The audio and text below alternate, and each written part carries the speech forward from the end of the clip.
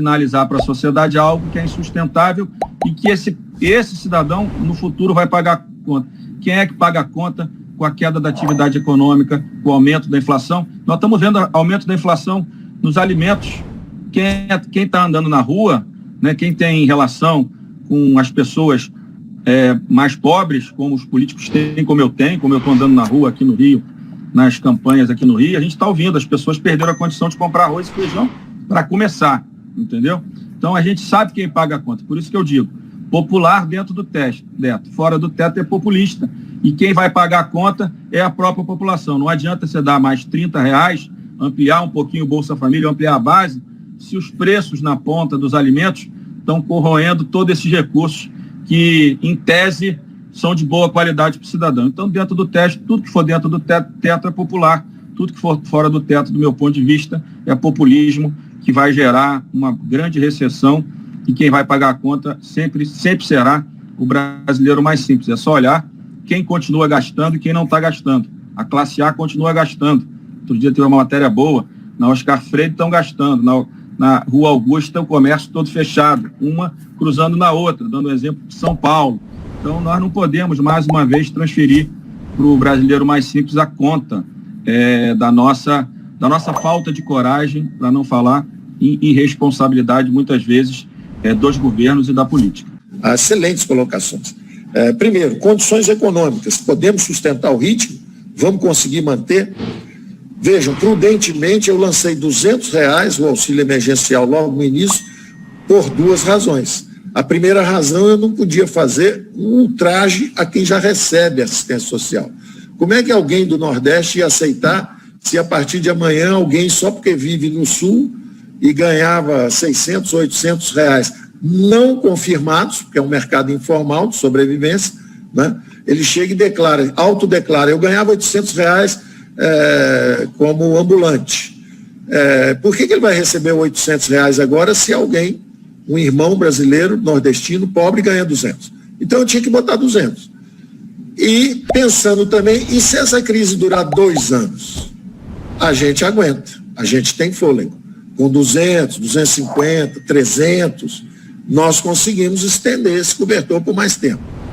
Então, dado o grau de incerteza que havia naquele momento, eu, por uma condicionante ética, que é você não pode pagar mais a alguém que está em necessidade se você paga ao outro esses 200. Então, coloque igual.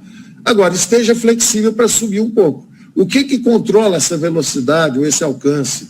É justamente o seu ritmo fiscal. Você tem fôlego fiscal para ir até onde? A sua pergunta é excelente, excepcional, e eu digo o seguinte, nós temos esse fôlego para seguir até o fim do ano, como calibramos. Dali para frente é um ponto de interrogação. Se não trabalharmos as reformas, teremos de novo um enorme desafio o ano que vem, se voltar uma segunda onda. Se vier uma segunda onda, o que eu tenho dito é o seguinte, acredite na democracia brasileira, ela dará a resposta. Nós teremos uma ação tão fulminante e decisiva como tivemos. O que nós não podemos é, por falta de honestidade com nossos contemporâneos, por falta de responsabilidade com os nossos filhos, netos, futuras gerações. Em vez de enfrentarmos os reais desafios orçamentários, é usar essa desculpa para estender tudo isso como se não houvesse amanhã. Com isso, para isso, não contem comigo.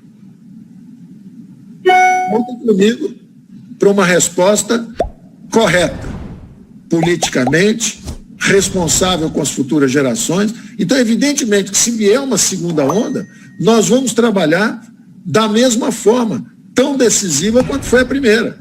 Vamos ter que reagir, vamos corrigir erros ou excessos que tenhamos cometido no primeiro enfrentamento, mas eu confio na democracia brasileira, inclusive pelo aprendizado que tivemos.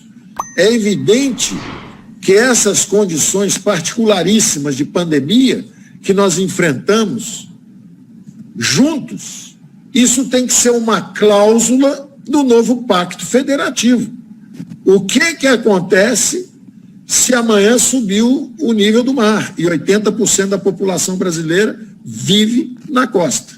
E nós vamos ver milhões de brasileiros fugindo para as montanhas, em São Paulo, tentando subir de Santos para a cidade de São Paulo, no Rio, cariocas, niteroenses, todo mundo tentando subir para Petrópolis, Teresópolis, milhões de pessoas, estradas engarrafadas. Como é que vai ser isso se houver um desastre ambiental? Como é que vai ser isso se houver uma calamidade, um Covid-26?